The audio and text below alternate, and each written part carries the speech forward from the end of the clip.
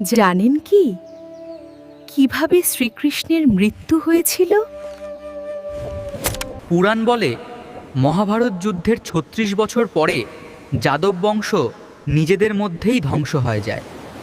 এরপর কৃষ্ণ যান প্রভাস তীর্থে, যেখানে তার লীলার শেষ অধ্যায় শুরু হয়।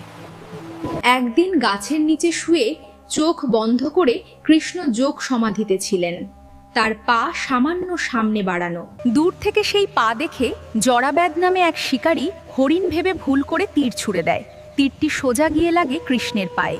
দূর থেকে সেই পা দেখে জরাব্যাধ নামে এক শিকারী হরিণ ভেবে ভুল করে তীর ছুঁড়ে দেয়। তীরটি সোজা গিয়ে লাগে কৃষ্ণের পায়ে। কিন্তু এখানেই রহস্য।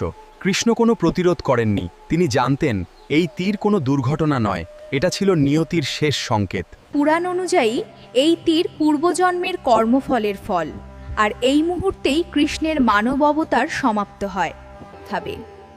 তিনি জরাব্যাধকে ক্ষমা করে যোগ সমাধিতে প্রবেশ করেন এবং শরীর ত্যাগ করেন। প্রভুর লীলা দেখে অবাক হলে প্রভুকে এখনই স্মরণ করুন কমেন্টে, এবং চ্যানেলটি সাবস্ক্রাইব করে দিন পরের রহস্য জানতে।